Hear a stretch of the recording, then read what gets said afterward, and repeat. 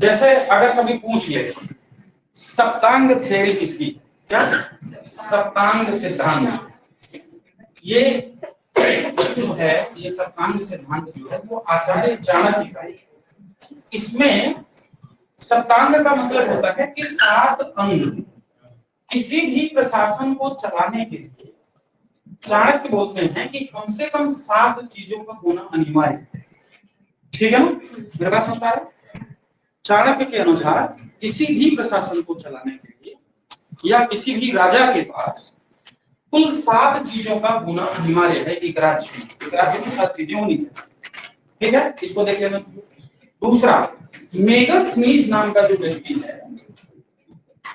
है ना, जिसने इंडिका नाम की किताब लिखी और इसका इंग्लिश ट्रांसलेशन मैक्रेंडल महोदय ने किया। मैक्रेंडल महोदय ने इसका ट्रांसलेशन किया।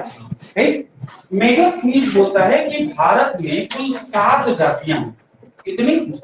7 जातियां। तो इसमें बड़ा कंफ्यूजन होता है। तो सप्तांग किसका सिद्धांत है? चाणक्य का। 7 जातियां भारत में हैं ऐसा मेगास्थनीज में। समझ आ रही? नेक्स्ट, मौर्य जो प्रशासन था, मौर्य जो प्रशासन है वो 5 समितियां थी या 6 समितियां थी? 6 समितियां चलाई थी। ये बात भी किसने बताया है? मेगास्थनीज। ठीक है ना, मौर्य जो प्रशासन था वो 6 समितियां मिलकर चलाती थी ऐसा कौन बता रहा है? मेगास्थनीज। 7 जातियों के बारे में, और चाणक्य बता रहा है 7 सप्तांग सिद्धांत के बारे में। समझ आ रहा है ना? जिसमें दुर्ग आ जाएगा, कोश आ जाएगा, राजा आ जाएगा, है ना, मैप हो जाएंगे। इस तरह की 7 बातें हैं उसमें। ठीक, अब देखो इंडिया का मैप हुआ ये कि अशोक के मरने के बाद, है अशोक के मरने के बाद उसके अलग अलग वंश के राजाओं ने शासन किया। जैसे कुणाल का शासन हुआ, उस दिन दशरथ का शासन हुआ, है ना। इस तरह से कभी संप्रति का शासन हुआ, कभी शैल का शासन हुआ, ऐसे शासन करते गए, लेकिन बहुत कम टाइम में। तो एक लास्ट जो शासक बना उसका नाम था बृहद्रथ। क्या नाम उसका? बृहद्रथ। बृहद्रथ जो था वो बहुत कमजोर शासक था, तो बहुत कमजोर शासक था। लेकिन बृहद्रथ के आने तक, है ना, बृहद्रथ के आने तक भारत में वैदिक संस्कृति के जो मानने वाले लोग उनकी संख्या डे बाय डे बढ़ती जा रही। अभी तक भारत में जैनिज्म और बुद्धिज्म प्रमोट होकर के एकदम अपनी पीक पर आ गए, और अशोक के टाइम तक एकदम पीक पर आ गए।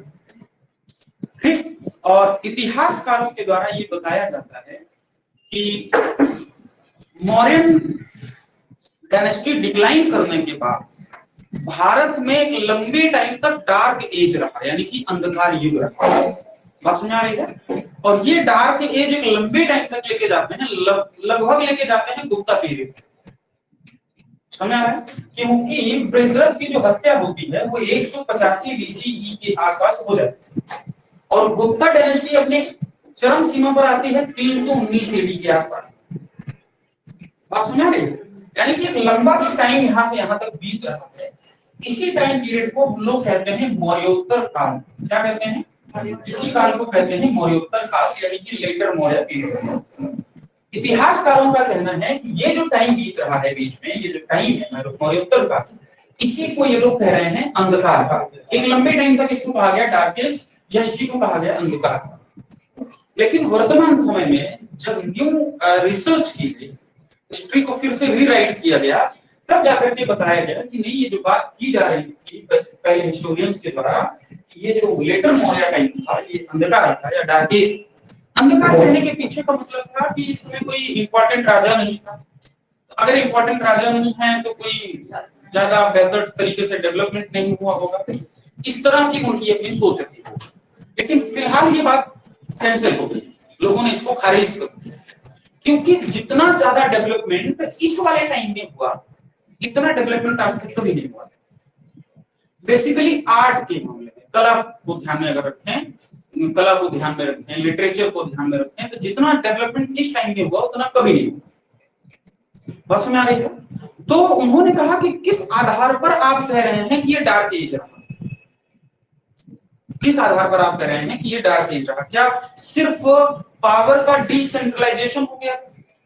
भारत में कोई केंद्रीकृत शासन व्यवस्था नहीं, सिर्फ एक चीज का भारत में अभाव था, वो ये था कि भारत में अलग अलग जगह पर अलग अलग राज्य शासन कर रहे थे। बस यही इतना एकमात्र अभाव था।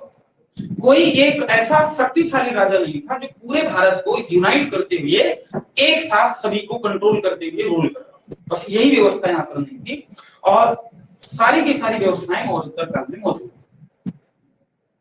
बस में अब जैसे क्या इतिहास हमेशा एक लंबे टाइम तक, समझना बात को, आज की बात नहीं कर रहा, आज तो हर चीज मिलेगी तुम्हें इतिहास में। एक लंबे टाइम तक इतिहास की किताबों में सिर्फ राजा, उसकी वंशावली, राजा के द्वारा थोड़े किए गए काम, यानी कि इतिहास में सिर्फ पॉलिटिकल चीजें दी जाती कि राजा के बारे में जान लो, उसने थोड़े बहुत जो काम किए उसके बारे में जान लो, यही इतिहास होता है। इससे ज्यादा कुछ इतिहास नहीं माना जाता, समझ रहा है? लेकिन क्या पर्यावरण का अपना इतिहास नहीं? पर्यावरण यानी कि एनवायरनमेंट क्या हिस्ट्री पर इंपैक्ट नहीं डालती, कि ज्योग्राफी नहीं डालती, कि तुम्हारी सोसाइटी इंपैक्ट नहीं डालती, तुम्हारी कल्चर, तुम्हारी सिविलाइजेशन, ये सब की सब चीजें हिस्ट्री पर जाकर के इंपैक्ट डालती हैं और एक व्यक्ति के ऊपर इंपैक्ट डालती हैं। तो बाद के जो हिस्टोरियंस हुए उन्होंने इस बात को बोला कि सिर्फ राजा के बारे में जान लेना इतिहास नहीं होता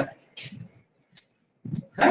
सिर्फ राजा के बारे में जान लेना इतिहास नहीं होता है। हमें मानव के स्वभाव को भी समझना पड़ेगा। बस में आ रही है? अब इस पर रिसर्च चल रही है। किस पर रिसर्च चल रही है? कि उस समय का इंसान सोचता कैसा होगा। इतनी ज्यादा साइंस डेवलप कर गई है कि इस विषय पर विचार किया जा रहा है, इस विषय का इतिहास लिखा जा रहा है कि उस समय आज जो राजा हुआ होगा या जो सेनापति हुआ होगा उसकी मेंटालिटी कैसे रही होगी, वो किसी भी सिचुएशन में खुद कैसे कंट्रोल करता होगा चीजों को, खुद कैसे सोचता होगा चीजों को। इस पर इसका स्टडी चल रही है। अब सोचो अगर ये स्टडी हो जाए तो कितना क्रांतिकारी कदम होगा इतिहास के मामले में।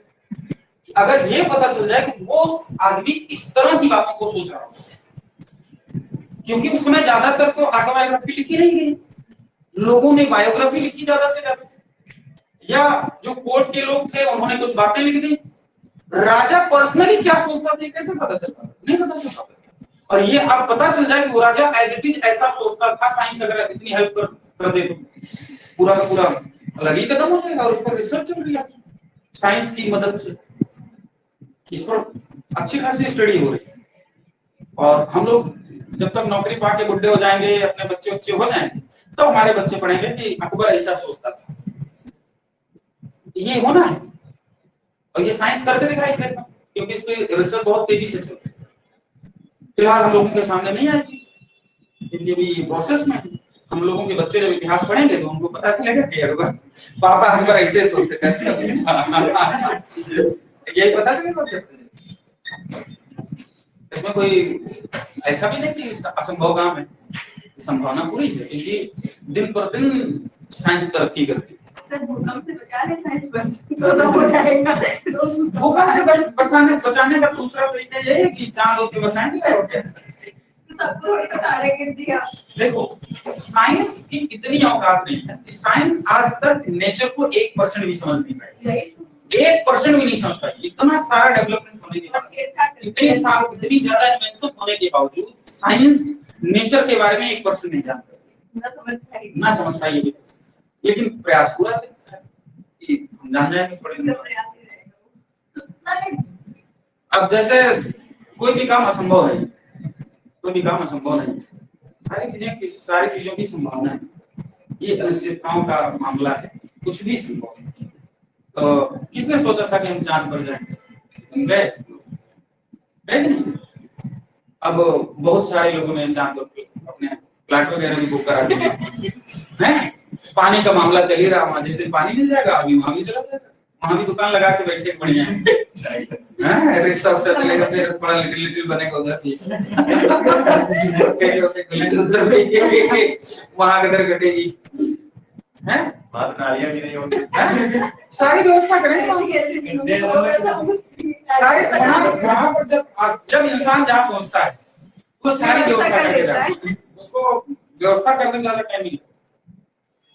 कई बार ये हमारे गांव में मतलब क्या सभी लोग जानते हैं बात को, जैसे जो आदमी खड़ा लेता है वो दुनिया कहीं चला जाएगा, वो ठेका पता नहीं वो नहीं पता चलेगा कहाँ है। और भारत में मैक्सिमम 2 से 3 किलोमीटर की रेंज में मिल ही जाएगा, कहीं पर भी आप भारत के किसी कोने पर हैं, बस 2-3 किलोमीटर का इधर उधर का डिस्टेंस रहता है और आदमी को पता चल जाता है है। बस जाने में 20-25 मिनट, आने में 20-25 मिनट, काम करने में 5 मिनट इतने काम करता है, एकदम फुल मस्ती में आता हुआ आदमी। यहाँ पर जो आर्ट और लिटरेचर का विकास हुआ उसकी वजह से इतिहासकारों ने कहा कि सिर्फ राजा के इतिहास को जान जाना इतिहास नहीं होता है, राजा के इतिहास पर आर्ट और लिटरेचर का भी उतना ही इम्पैक्ट पड़ता है। और इस लिहाज से मौर्योत्तर काल जो है वो डार्क एज नहीं पास में आ रही है। तो अब इस समय जो लोग शासन कर रहे थे वो लोग कहीं कहां से थे, थोड़ा इसको देखो।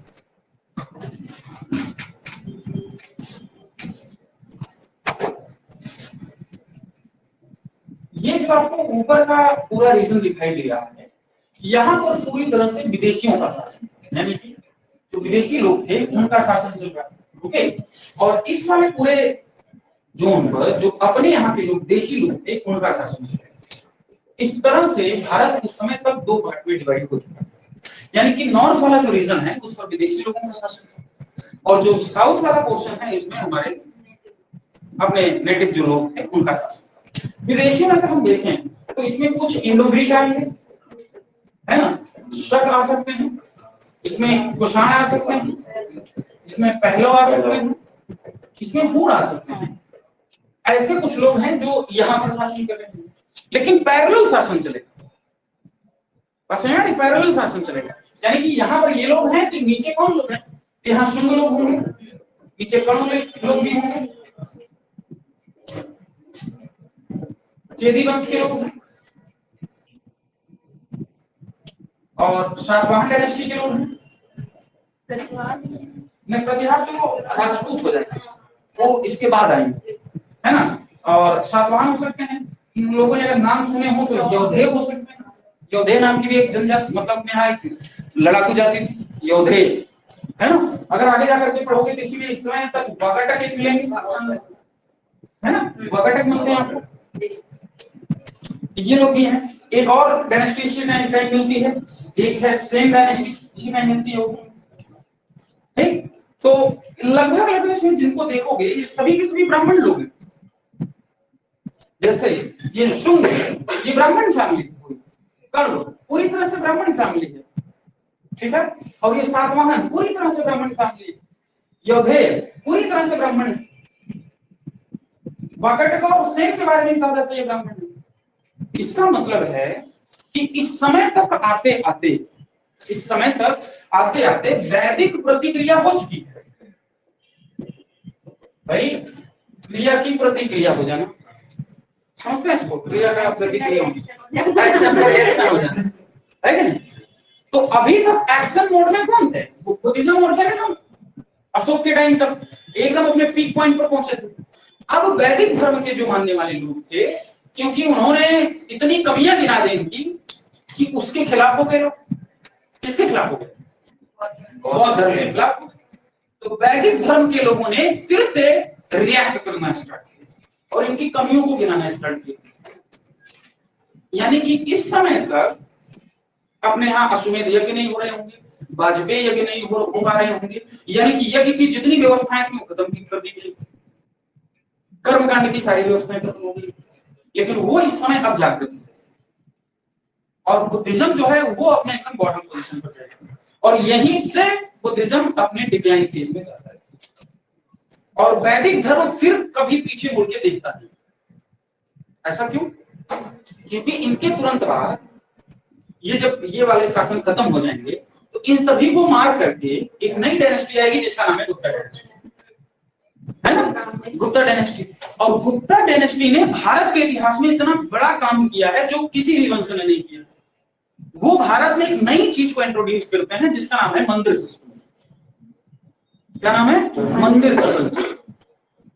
अभी तक अपने यहाँ स्टैच्यू वर्शिप हो रही है, स्टैच्यू वर्शिप के, मूर्ति पूजा के उदाहरण हमें इंडस वैली में मिलते हैं, है ना, लेकिन टेंपल नहीं मिला आज तक हमको वहां पे, है ना, क्या नहीं मिला, मंदिर नहीं मिला कहीं पर। वैदिक काल में हमने देखा बहुत सारे देवी देवताओं की पूजा की गई, लेकिन किसी भी तरह से मंदिर का कोई एविडेंस नहीं मिला आज तक। आर्कियोलॉजिकल एविडेंस ढूंढने की कोशिश की गई, लेकिन मंदिर नहीं मिला। न इंडस वैली में कहीं मंदिर मिले नहीं मिले। लेकिन अगर हम यही चीज इंडस वैली के टाइम में मेसोपोटामिया के यहाँ देखें, चाहे मिस्र में देखें, तो वहां पर मंदिर का कॉन्सेप्ट मिलता है। अंजलि बताओ कैसे मिलता है मंदिर का कॉन्सेप्ट? पिरामिड के अलावा, पिरामिड के अलावा और भी क्या हो सकता है पता करो, ठीक। कि मेसोपोटामियन जो सिविलाइजेशन थी, उनके यहाँ क्या मंदिर का कॉन्सेप्ट था? हाँ था, उसको एक नाम दिया। पिरामिड तो अलग चीज है, उसमें मंदिर का कॉन्सेप्ट नहीं, एक और चीज है, उसको पता करना क्या है। तो भारत के इतिहास में पहली बार मंदिर का जो कॉन्सेप्ट आया वो गुप्ता डायनेस्टी में आया। यानी कि गुप्ता डायनेस्टी से पहले भारत में कहीं पर भी कोई मंदिर नहीं था। भारत में जो सबसे प्राचीनतम मंदिर बने होंगे, इसका सीधा मतलब है कि वो गुप्त काल के बने होंगे। इससे पहले कभी भारत में मंदिर नहीं बने। अब जैसे अपने कानपुर के भीतर गांव में ये अपने यहाँ गुप्ता काल का बना हुआ मंदिर है, यानी कि भारत में बना हुआ सबसे प्राचीनतम मंदिर है, जो कि कानपुर में स्थित है। मध्य प्रदेश में बहुत सारे मंदिर हैं जो गुप्त काल के, है ना। झांसी में बहुत सारे मंदिर हैं, मध्य प्रदेश में है, झांसी में है ना। इस तरह से हमारे पास बहुत सारे मंदिर दिखाई देते हैं, भारत के सबसे प्राचीनतम मंदिरों में। क्लियर हो रहा है? और जब हम मंदिर पढ़ने लगते हैं तब उसकी स्टाइल भी पढ़नी पड़ती है, क्योंकि मंदिर डेवलप करेंगे खुद को। तो सबसे पहले जो मंदिर बने वो किन राजाओं ने बनाए? गुप्त वंश के राजाओं। और गुप्त वंश के जो राजा थे वो शासन कहाँ कर रहे थे? पाटलिपुत्र में। कहाँ शासन कर रहे थे? पाटलिपुत्र में, है ना। तो जब शासन आप कर रहे थे पाटलिपुत्र में, यहाँ सोचने वाली बात है कि आप शासन कहाँ कर रहे हो? यहाँ। लेकिन मैक्सिमम जो टेंपल मिले वो मिले मध्य प्रदेश के आसपास। क्यों ऐसा? सोचने वाली बात है कि आप शासन तो यहाँ कर रहे हो, तो जहां राजा होगा मंदिर वहां होना चाहिए, राइट। लेकिन मंदिर सारे के सारे मिल रहे हैं मध्य प्रदेश में। नहीं, हर राजा, मतलब जो इंपॉर्टेंट राजा हुआ उसने दो राजधानियां बनाई, दो कैपिटल बनाई। एक कैपिटल में बनाई थी। और चंद्रगुप्त विक्रमादित्य जब शासन करने के लिए आया तो उसने अपनी दूसरी कैपिटल उज्जैनी को बना दिया।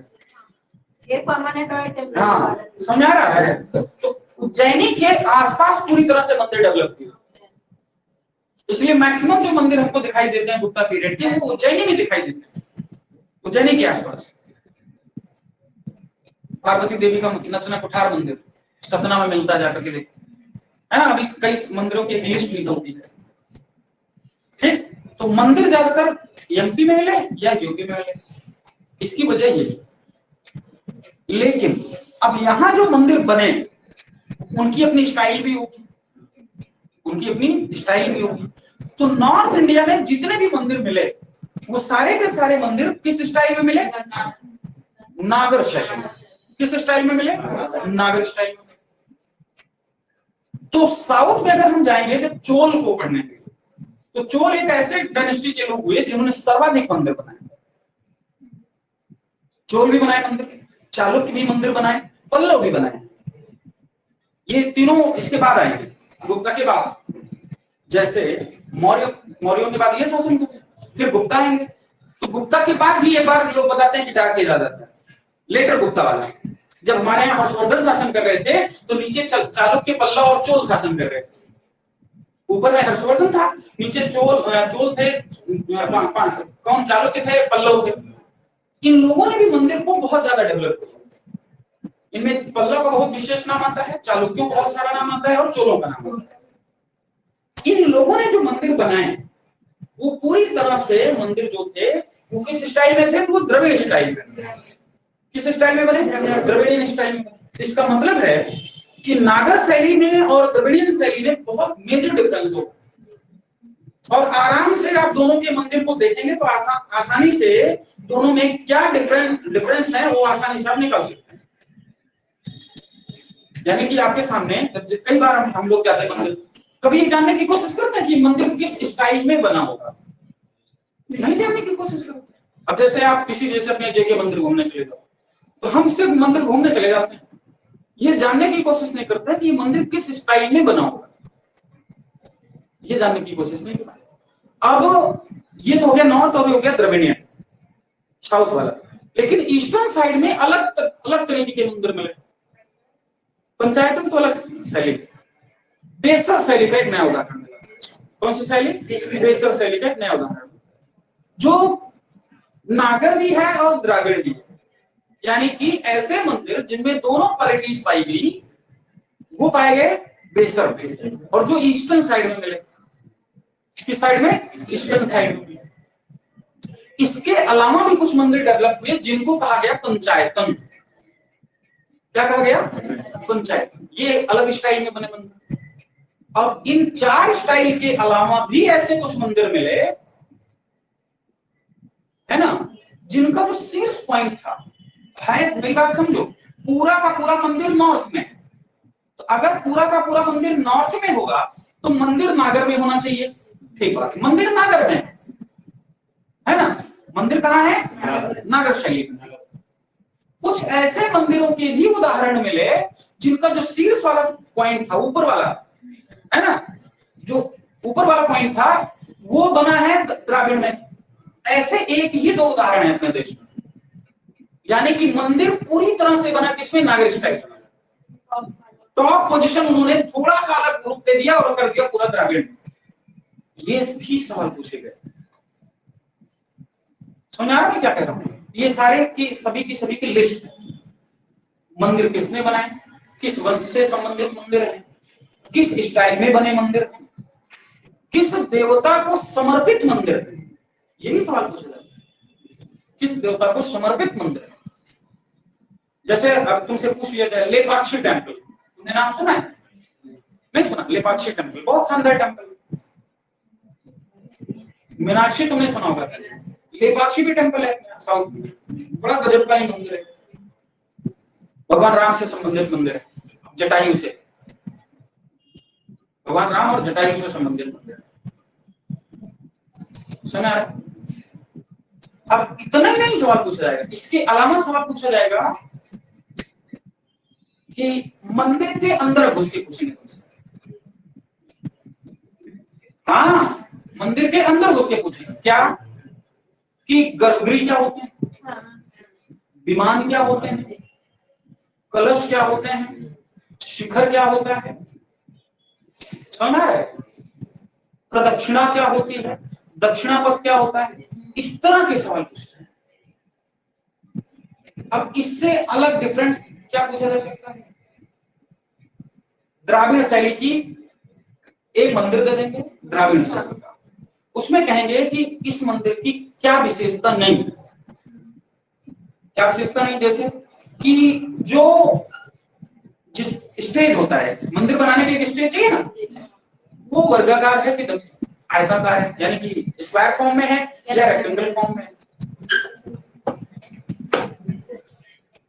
सही बता रहा हूं मैं? ये भी सवाल पूछे जाते हैं। इसका मतलब है द्राविड़ शैली के मंदिर जो बन रहे होंगे वो अलग प्लेटफॉर्म पे बन रहे होंगे, और नागर शैली के जो टेंपल बन रहे होंगे वो अलग प्लेटफॉर्म पे बन रहे होंगे, लेकिन बने होंगे 2 में से एक ही, या तो रेक्टेंगल पे बने होंगे या स्क्वायर पे बने होंगे। लेकिन ये जानना बड़ा जरूरी है कि कौन सा मंदिर किस प्लेटफॉर्म पे बना हुआ है, और ये जानना जरूरी है कि कौन सा मंदिर कहां लोकेट कर रहा है, और हम ईस्टर्न में कहां तक लेके जाएंगे। हम ईस्टर्न में कहां तक जाएंगे? क्या बिहार तक आएंगे? क्या बिहार ईस्टर्न साइड में नहीं है? बिहार ईस्टर्न साइड में है। क्या हम बिहार तक जाएंगे इस मामले में? तो नहीं जाते, तो नहीं जाते। समझो इस बात को। ये भी अपने आप कई बार ये तो अब जैसे इतने खाली बता के छोड़ दिया जाए कि ईस्टर्न साइड के जो लोग हैं वो पैसा भी बनाते हैं, तो फिर बड़ी समस्या हो जाएगी यार। अब आज तो तुम्हें लग रहा है कि बांग्लादेश में पता नहीं कैसे इतने सारे मंदिर बने हैं जो सिर्फ ईंटों से बनाए गए मंदिर। छत्तीसगढ़ में कुछ मंदिर मिलते हैं जो सिर्फ ईंटों से बने। अपने यहाँ का जो भीतरगांव टेम्पल वो पूरी तरह से ईंटों से बना हुआ है, ब्रेक टेम्पल कहते हैं। अब वो भी अब ध्यान से समझना, अपने यहाँ का जो वो मंदिर है वो ईंटों से बना मंदिर है। और मैंने बताया कि गुप्त काल का ही मंदिर है। मैंने ये भी बताया कि गुप्त काल के ही लोग पहली बार मंदिर बनाए। इसका मतलब है कि उससे ज्यादा प्राचीनतम ईंटों का मंदिर होना नहीं चाहिए, नहीं होना चाहिए, लेकिन उससे भी ज्यादा प्राचीनतम मंदिर मिलता है ईंटों का, सिरपुर का लक्ष्मण मंदिर। गूगल करके देखो। हाँ, सिरपुर का, खाली ये डाल के देखो क्या निकल के आता है, प्राचीनतम ईंटों का मंदिर, इससे पता चलेगा। भाई ईंटों का ये भी है ना। अब यहाँ दिमाग खराब हो जाएगा अगर पूरा सब कुछ समझ में आ जाए और फिर पता चले कि नहीं अपने आए नहीं दूसरी जगह है।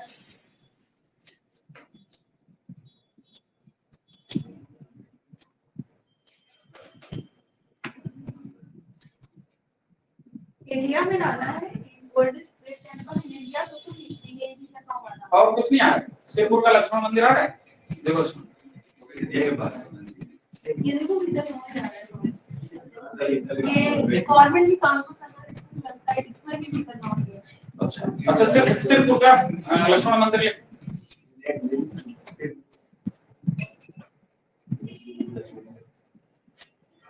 सर ये राजपंचा करके टेंपल है, राजपंचा करके। ऐसे कम से कम 5 ईंटों के बने हुए मंदिर हैं जो अपने यहाँ के ब्रिक टेंपल से अलग है और ज्यादा प्राचीन का दर्जा लेता है। अपने यहाँ क्या क्या मिलता है, क्या नाम मिलता है?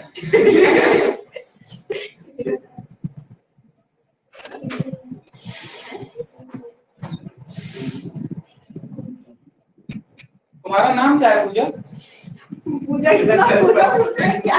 लक्ष्मण टेम्पल से ट्रेडिंग बना हुआ है। कौन सा? हाँ लक्ष्मण टेम्पल सिरपुर वाला। 125 है 150। हाँ सिरपुर सा सिरपुर वाला। हाँ इस सर पुराना है कहाँ हुआ अभी कहाँ पूरा फाइनल डिसीजन नहीं भाई।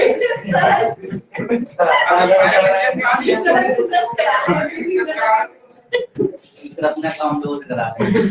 नहीं, हम तो कई बार जो चीजें हम खुद कर लेते हैं ना वो चीजें लंबे टाइम तक याद रहती हैं, इसलिए कई बार तुमसे काम करवाते हैं।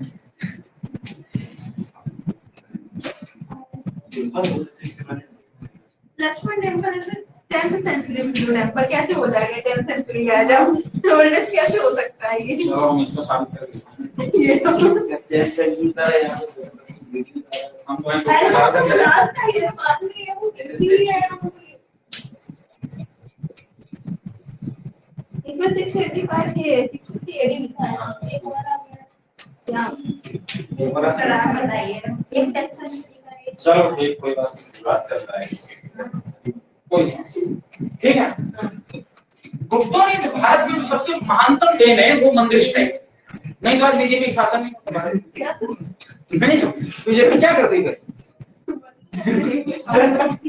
अब उनके पास कुछ और मुद्दे नहीं, एक मुद्दा छीन लेते हैं गुप्त वाले से।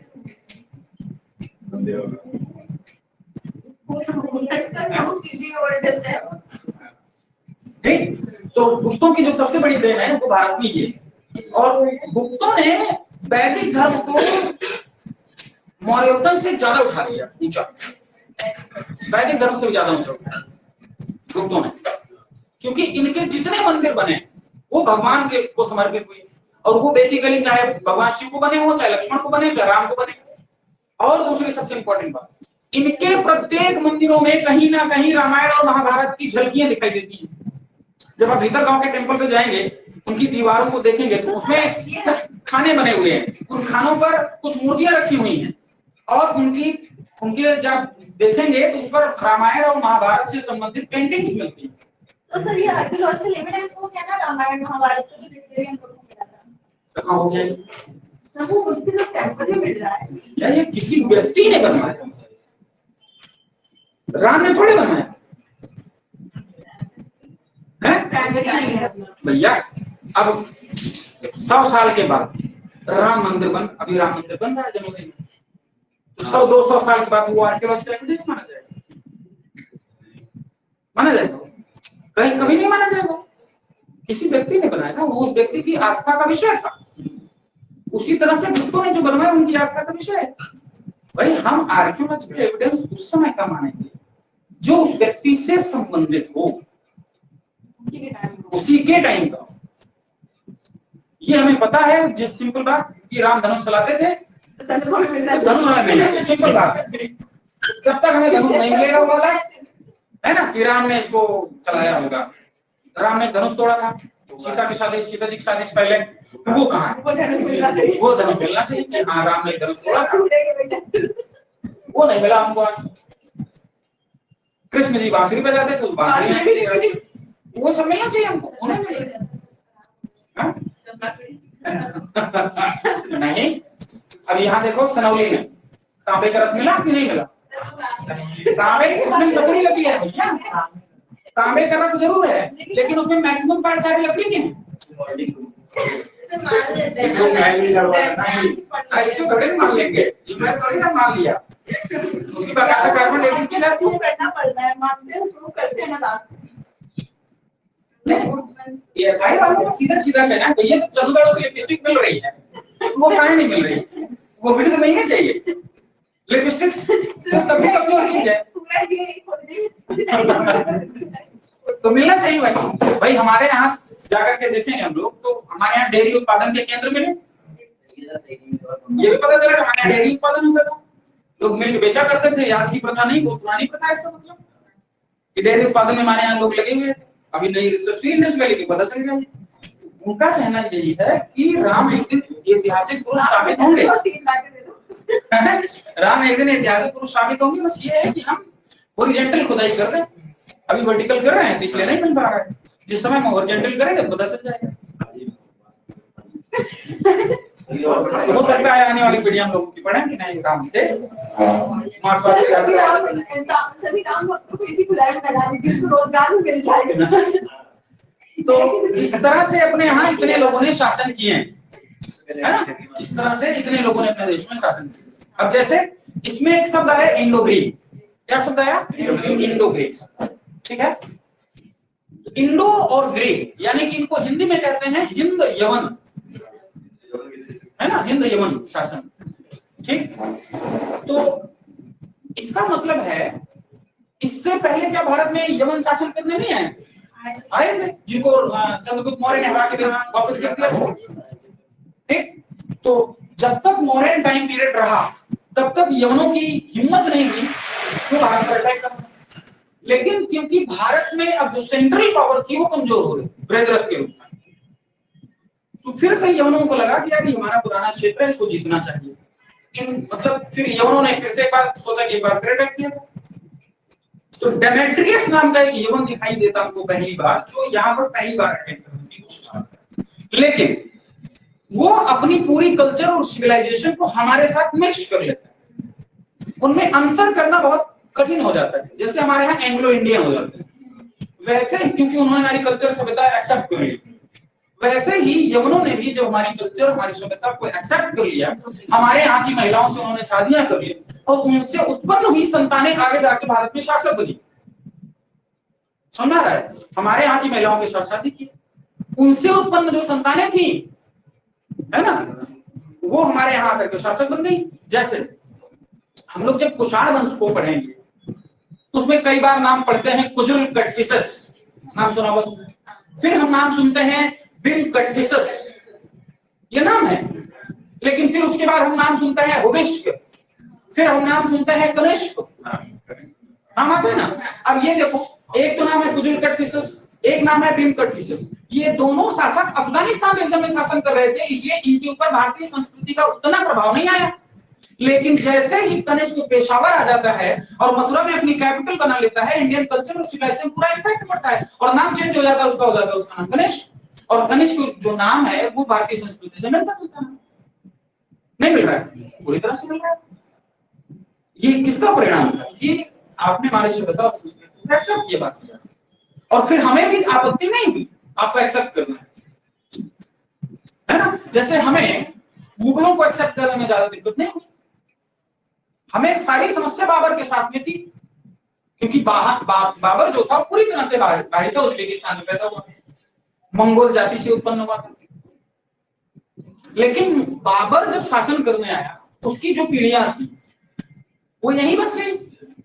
हुमायूं के साथ भी उतना अच्छा रिलेशन नहीं बना पाते, लेकिन हुमायूं के साथ अच्छा रिलेशन इसलिए बन पाता है क्योंकि हुमायूं ने यहीं की लेडी के साथ शादी की और यहीं के राजा ने उसके बेटे का पालन पोषण किया।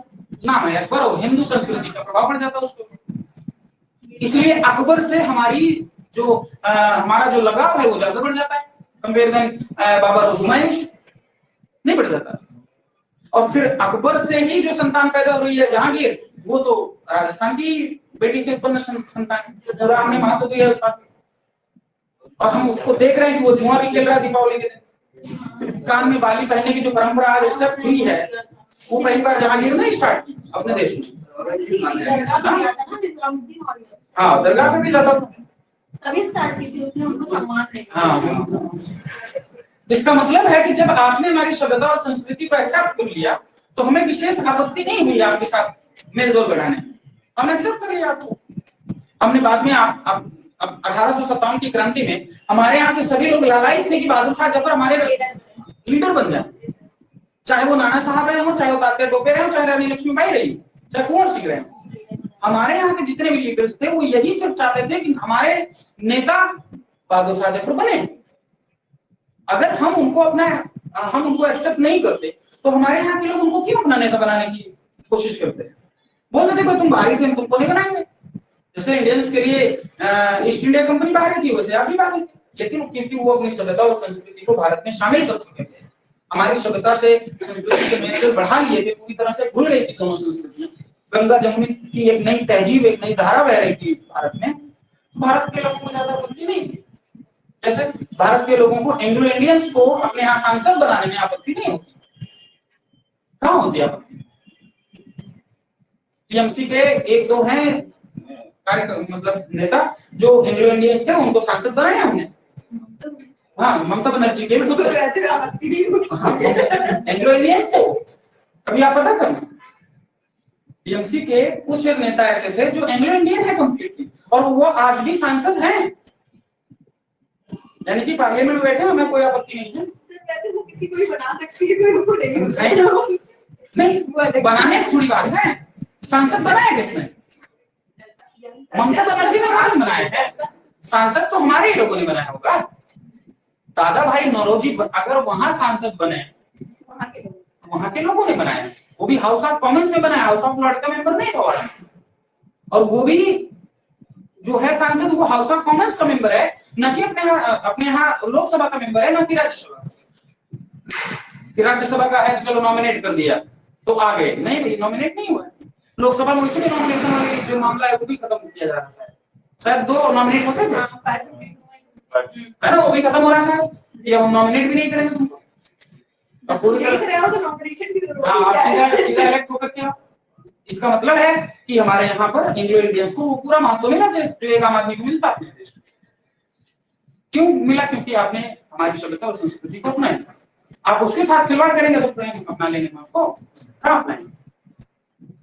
इसलिए धर्म से ज्यादा महत्वपूर्ण हो जाता है किसी भी देश की सभ्यता और संस्कृति, वो ज्यादा महत्वपूर्ण होता है। अभी तुम लोग देखो, अभी इसका बहुत रिसेंट उदाहरण होता है।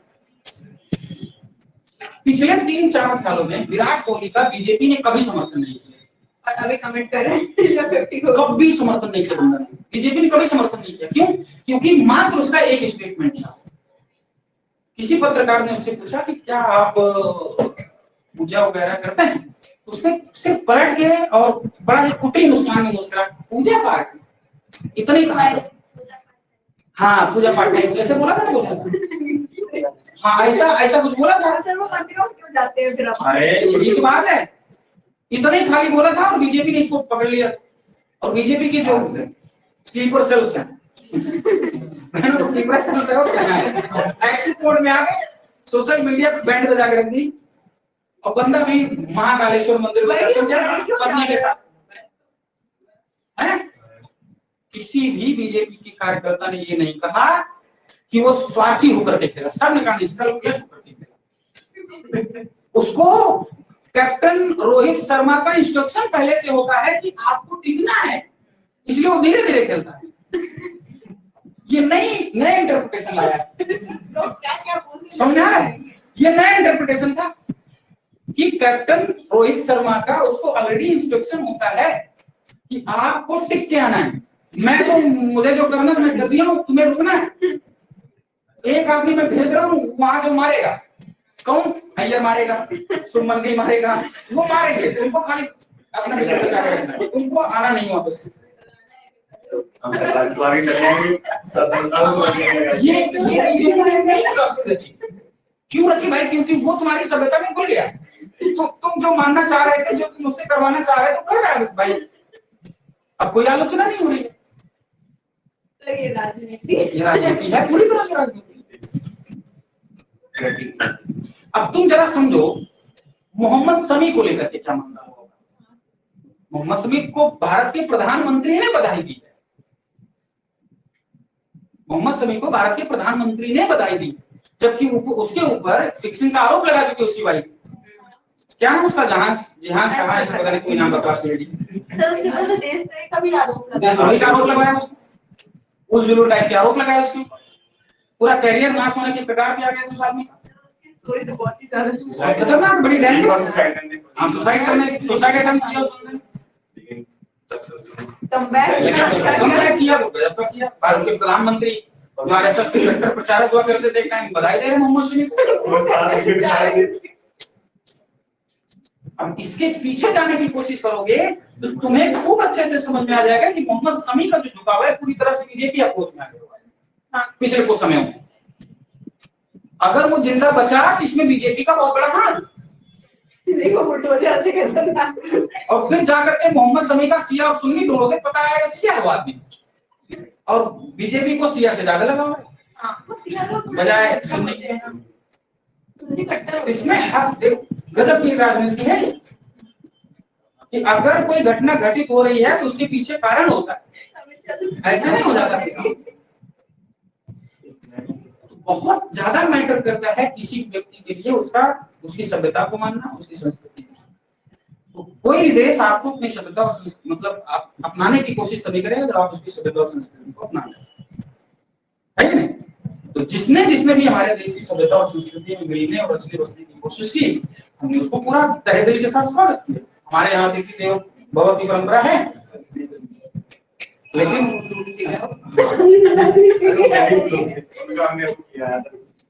आदत नहीं किया है, हमारे मार खाने की आदत पड़ गई थी। ये मार खाने की आदत पड़ गई थी, ये शुरू से मार खाए जा रहे हैं, सुधरने का नाम ही नहीं ले रहे हैं। कई बार की आदत पड़ जाती है, चलो मार लो कोई बात नहीं, आओ मारो को जाके ले जाओ। ये भी है ना कि आज हम अपने धर्म और सभ्यता का खुद ही मजाक बना रहे हैं, कौन मजाक बनाता है? तो आप किसी को कैसे सेव कर सकते हैं? खुद मजाक बनाते हैं, सही बात। अब हम लोग यहाँ बैठ के पंचायत करते हैं, हमें अच्छे से पता है कि इसमें 90% लोग शायद ही डेली भगवान की पूजा करते हैं, मंदिर जाते हैं। नहीं जाता, मंदिर जा भी रहे हैं तो फैशन में जा रहे हैं, सेल्फी खिंचाने जा रहे हैं, वो डिवोशन नहीं हमारा है ना मंदिर वाला। सर सबसे ज्यादा सनातनी क्या है, उन्हीं ने बर्बाद की। मैं ट्रेंड चल गया ना, मैं सनातनी वाला।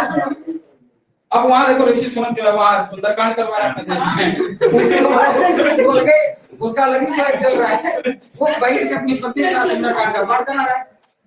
जो उसमें एक रील्स आई थी ना, डॉग से इंडियन वाला, वो भी डॉग सब हो रहा है वहां पर। देखो क्योंकि दूसरे अपनी संस्कृति का आदमी वहां पहुंचा तो वो अपनी संस्कृति छोड़ देगा, प्रचार प्रसार हो रहा है। और यहाँ हम लोग क्या कर रहे हैं? लेकिन ये मान के चलो कि हर आदमी अपनी संस्कृति को मानना चाहता है। ऋषि सुनक दूसरा टाइम नहीं देख पाएंगे, ये पक्की बात है। 101% चांस है कि ऋषि सुनक दोबारा प्रधानमंत्री नहीं बनने वाले, क्योंकि वहाँ पे लोग नहीं मानेंगे। अभी अपोज नहीं करेंगे, लेकिन वो वोट की टाइम बताएंगे 100% बताएंगे भाई तुम हमारी संस्कृति छोड़ के तुम सुंदरकांड कर रहे हो। तुम्हें ईस्टर मनाना चाहिए, तुम्हें क्रिसमस मनाना चाहिए, ये सब करना चाहिए, तुम ये सुंदरकांड उठा के चल रहे हो। और वहां बड़े बड़े बोर्ड लगाए गए हैं, दुनिया की सबसे प्राचीनतम सभ्यता का सबसे पवित्र त्योहार दीपावली, इस तरह के बोर्ड लगे यार, अभी हैं। इतना पुराना भी नहीं हुआ, इंडिया से महाराज के भी हम लोग भूले थोड़ी है अभी। कौन? मतलब वहाँ पे वो लोग अभी भूले थोड़ी है अमृतसर। कुछ नहीं बोला, भाई हम कह रहे हैं वो बताएंगे उस टाइम मारे दो। कुछ नहीं बोला। पॉलिटिक्स नहीं खेलता है कौन? इसमें अन्नू क्या कर रहा है? इसलिए खेल रहा है। पॉलिटिक्स नहीं है, वो उस व्यक्ति की खुद की आस्था, आस्था बात आस्था का विषय। नहीं पॉलिटिक्स लोग बताएंगे ना उनके बाद। पॉलिटिक्स प्रधानमंत्री पॉलिटिक्स प्रधानमंत्री वो धर्म में बहुत बड़ी गाली करते हैं। धर्म में गजब पॉलिटिक्स। सर वो जानते हैं कि वो एक काइंड ऑफ धर्म है, इसीलिए वो धर्म के नाम पे लोगों को करते हैं। उनकी हर एक्टिविटी को देखो तो अलग ही गेम रहता होगा, लेकिन बंदा ठीक है, बंदा ठीक है, कोई दिक्कत नहीं है। और अगले कुछ समय तक भारत का प्रधानमंत्री वही रहने वाला है। और मुझे ऐसा लगता है कि 2024 में प्रधानमंत्री मोदी प्रधानमंत्री बनेंगे, मोदी जी प्रधानमंत्री बनेंगे, लेकिन बीच में ही टेन्योर छोड़ेंगे। मुझे ऐसा लगता है 2024 में 100% हमें भी लग रहा है कि 2026, 27 या 28 तक यानी अपना टेन्योर कंप्लीट नहीं करेगा, बाद में एक नया उदाहरण प्रस्तुत करेगा योगी को दे देंगे। योगी को लेकर। योगी अपनी बड़ाई अरे तुम इस बात को मानो कि बीजेपी की कार्यकारिणी ने योगी के ऊपर मुहर मार दी है कि अगले प्रधानमंत्री आप हैं। 3 लोगों को लेकर के क्लैश चल रहा है। गडकरी को मोदी पसंद नहीं करते, गडकरी को भी बनेगा, इस बात को समझो। योगी की हाँ, राजनाथ सिंह में वो टेम्परामेंट है नहीं, तो राजनाथ सिंह आएंगे नहीं। जो क्लैश चल रहा है उससे अमित शाह को लेकर चल रहा है, जो क्लैश चल रहा है वो अमित शाह को लेकर चल रहा है। और सुनो, अमित शाह और योगी ने सीधा मुहर जिस पर आरएसएस लगाएगी 101% वही आ जाएगी। और प्रधानमंत्री मोदी कभी नहीं चाहते थे कि योगी सीएम बने। योगी को सीएम बनाने का जो मुहर मारा वो आरएसएस ने मारा, तब आनंद खाने में डिसीजन हुआ। और मुझे ऐसा लगता है कि टेन्योर बीच में छोड़ेंगे और योगी को ट्रांसफर किया जाएगा। अब आओ आप, हाँ, एक नई मिसाल भारत में पैदा की जाएगी। मोदी सत्ता का लालची नहीं, सत्ता का भूखा नहीं, सत्ता लोलुप नहीं, ये एक नई आदर्श छवि प्रस्तुत होगी मोदी की। देखना तो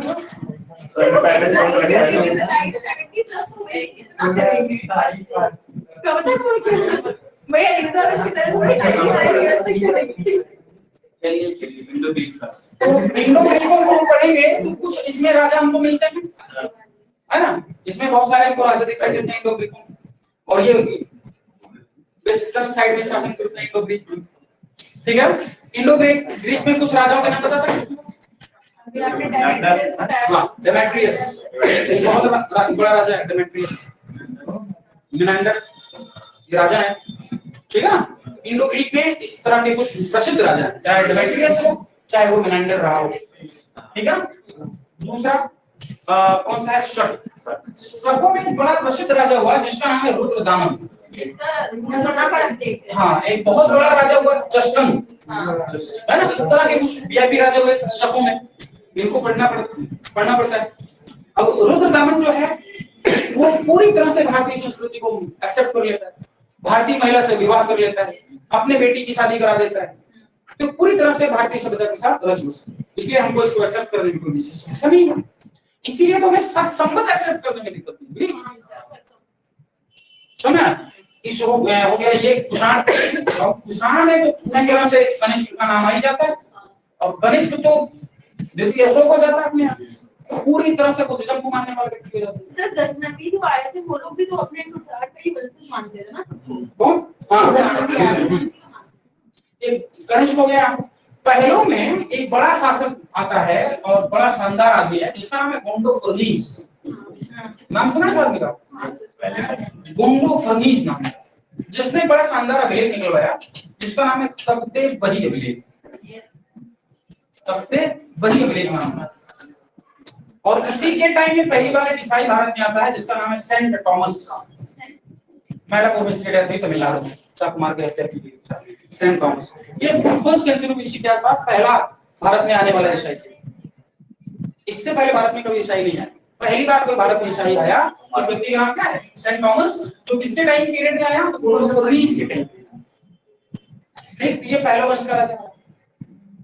ठीक, जब हम अब देशियों में पढ़ेंगे तो जिसमें सुंग, सुंग एक बहुत बड़ा राजा है जिसका नाम है पुष्यमित्र शुंग। क्या नाम है? पुष्यमित्र शुंग।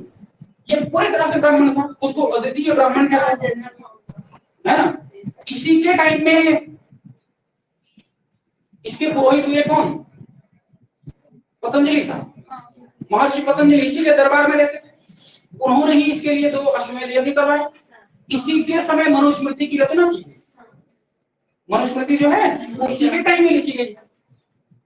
इस आदमी, ये आदमी खुद कहता है कि अशोक के द्वारा जो 84,000 स्तूप बनवाए गए थे उन सभी 84,000 स्तूपों को मैंने नष्ट करा दिया है। और ये सियालकोट यानी कि पाकिस्तान के आसपास जाता है, वहां पर एक नई शानदार घोषणा करता है कि जो भी व्यक्ति मुझे एक बौद्ध भिक्षु का सिर ला करके देगा मैं उसे 1000 दिनार दूंगा। यानी कि बुद्धिस्ट को पूरी तरह से नष्ट करने का पूरा क्रेडिट मिलता है साथ में। ये पुष्यमित्र शुंग है। यानी कि वैदिक धर्म को उठाने में सबसे महत्वपूर्ण भूमिका जो व्यक्ति उठा रहा है वो ये पुष्यमित्र शुंग। ये वही पुष्यमित्र शुंग है जो अंतिम मौर्य रूलर बृहद्रथ की हत्या कर दे रहा है। क्योंकि इसी के टाइम में यवनों का अटैक हो रहा है। इधर से यमन अटैक कर रहे थे, यहाँ पर शासन कर रहे थे आदमी। बृहद्रथ एक दिन बालकनी में घूम रहे थे दरबार में अपने गार्डन वार्डन में, वो आके बोला, और ये सेनापति था उस आदमी, और अंतिम रूलर बृहद्रथ का सेनापति, ब्राह्मण सेनापति था। तब महाराज यमन अटैक कर रहे हैं, आदेश दो जाए। उसने यमन वहां है, हम यहाँ हैं, हमारा क्या लेना देना उसके साथ। को दुष्ट आदमी है। उसी दिन गार्डन में घूमते टाइम तलवार निकाली, घोप के मार डाला। क्या काम से ये अगला है उसी कर दिया, पार्टी को तो करा दो। ऐसे होगा ना। अभी तो सोचोगे मोदी को जाए। ये भारत के इतिहास में पहली बार हो रहा था कि कोई ब्राह्मण व्यक्ति राजा बन रहा। ये भारत के पूरे इतिहास में पहली बार हो रहा कि कोई ब्राह्मण व्यक्ति अपना पेशा छोड़ करके क्षत्रिय वाला पेशा अपना रहा है। ये पहली बार ऐसा करने वाला पुष्यमित्र शुंग है। इसी का एक बेटा है जिसका नाम होता है अग्निमित्र, मालविका मित्र का नायक। उन्हें सुना होगा कालिदास की कोई शानदार रचना है। विदर्भ की राजकुमारी हुआ करती थी मालविका जी, उन्हीं के साथ शादी कर लेता है इन्हीं का बेटा अग्निमित्र। तो मालविकाग्नि मित्रम से रचना की गई, यानी कि कालिदास ने इसी मालविका और अग्निमित्र की स्टोरी बताई कि किस तरह से लेके भागा था, फरार हुआ मालविका। ठीक, पुष्यमित्र शुंग हो गए, अग्निमित्र हो गए, वसुमित्र नाम का एक व्यक्ति इसमें शासन करता है। ठीक, इस तरह से शुंग डायनेस्टी आगे बढ़ती है। शुंग डायनेस्टी आगे बढ़ती है। सांची का स्तूप में इन लोगों का बहुत बड़ा योगदान मिलता है। सांची का जो स्तूप बनाया गया है उसमें पुष्यमित्र शुंग का कुछ मिलता है, हमको समझ में आता है इसका भी योगदान रहा। शुंगों के बाद आए कणो। कणो खास कोई काम नहीं कर पाए, कुछ दिन तक शासन किया, उसके बाद चले गए। उसमें अलग जो वंश आता है जिसका नाम है चेदी वंश या महामेघवाहन वंश। ये एक नया वंश है, चाहे इसको हम चेदी वंश कहें या इसी को हम महामेघवाहन वंश कहते हैं, जिसका प्रसिद्ध जैनिज्म को मानने वाला शासक हुआ खारवेल। हाँ, जिसका सबसे प्रसिद्ध अभिलेख मिलता है लोगों को हाथी गुम्फा अभिलेख, उदयगिरी और खंडगिरी की पहाड़ी पर मिलता है। जैन धर्म को मानने वाले खारवेल। ठीक है, इसमें इसको पढ़ना पड़ता हम लोग। इसमें आता है फिर सातवाहन डायनेस्टी। सातवाहन डायनेस्टी के लोग एक नई परंपरा को भारत में लेके आए जो अभी तक पूरे भारत के इतिहास में कभी दिखाई नहीं दी।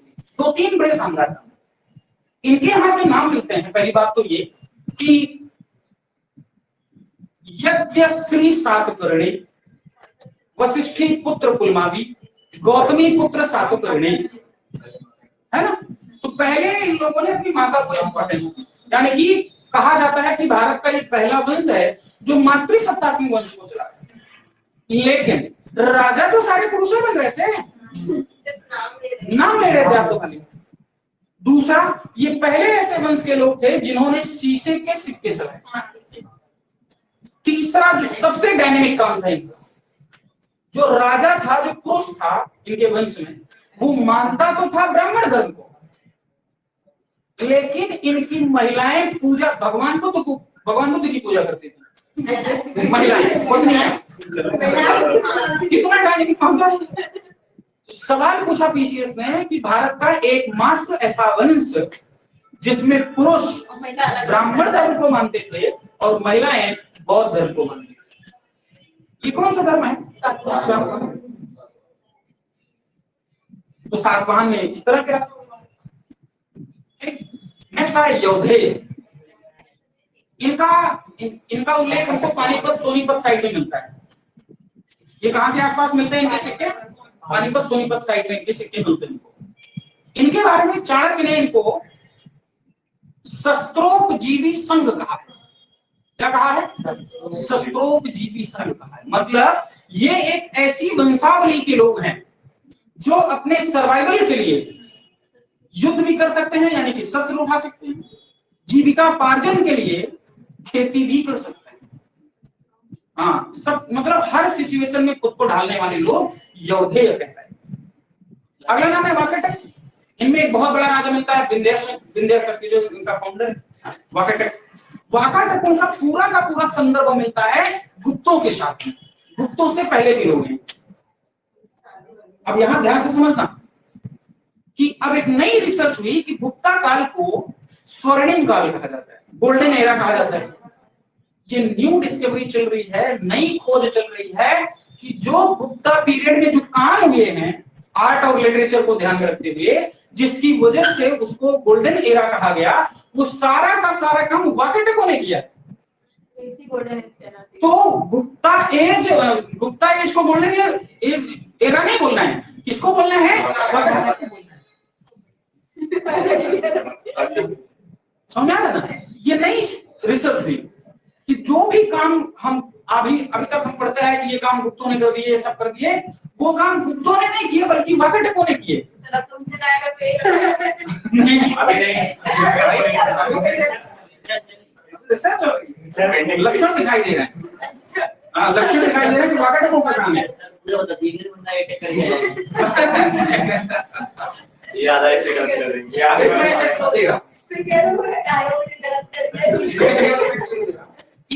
वाकाटकों का बहुत बड़ा रोल हो गया इस मामले में। और इस पर प्रश्न चिन्ह लग गया कि क्या सच में गुप्ता एज गोल्डन एरा था? इस पर अब सवाल बन के आता है।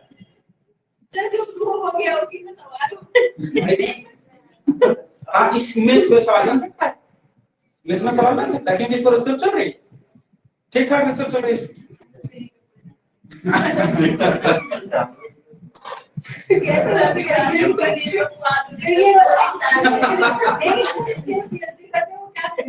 बैठ के रिसर्च नहीं करेंगे। 3 साल रुक जाइए उसके बाद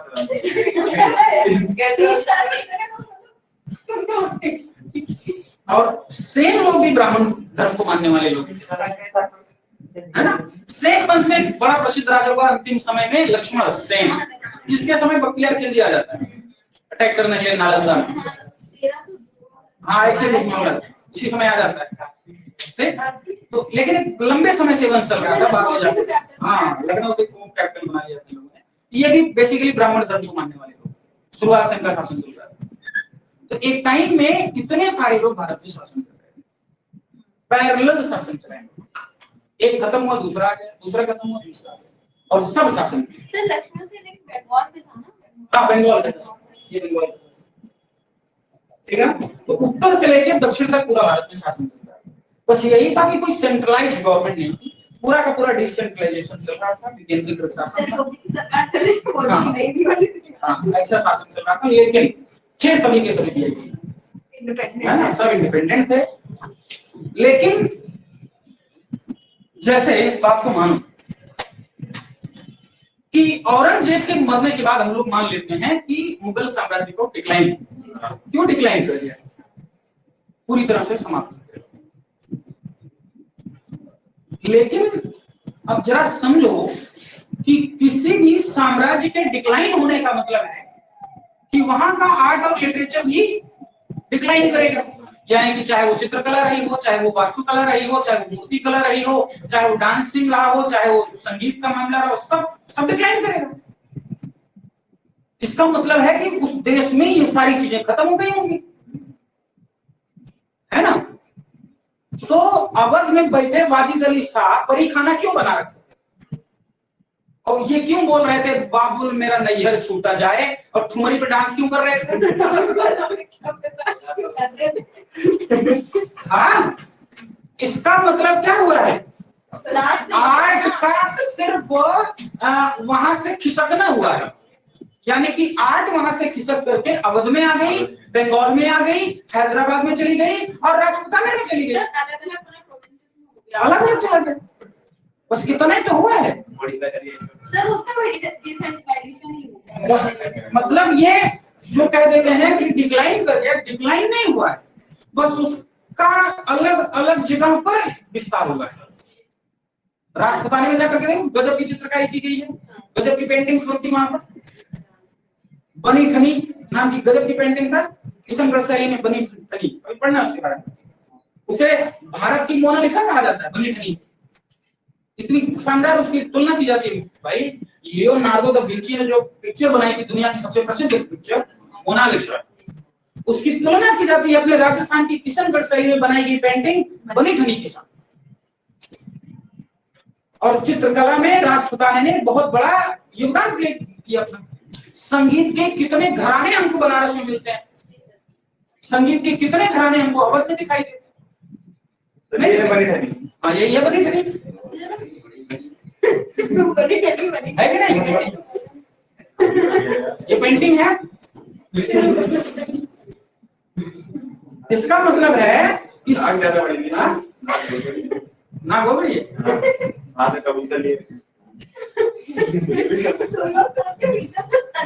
अब बिहार में चले जाओ उसी समय देखो मधुबनी पेंटिंग,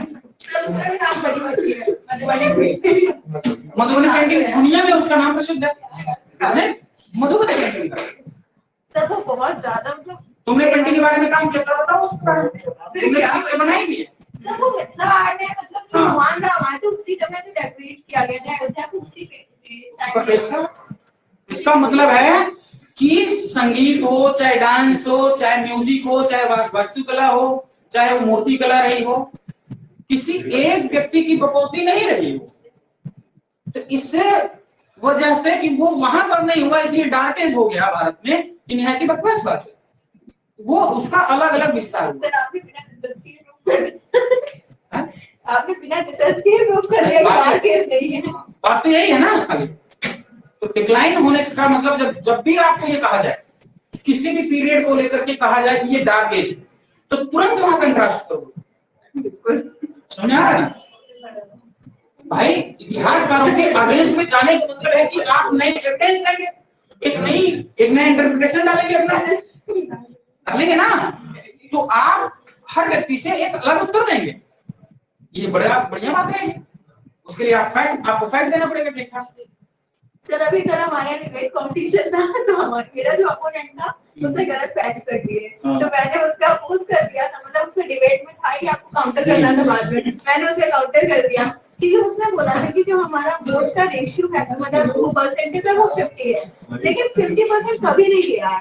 19 का इलेक्शन ले लो, 14 का ले लो, 9 का ले लो, 50 कभी नहीं गया, तो मैंने वही काउंटर कर दिया। बाद में टीचर्स बोल रहे काउंटर नहीं करना। अच्छा, हमारे यहाँ एक बार हमारे यहाँ होती थी, जब हम शायद हमें प्रीवियस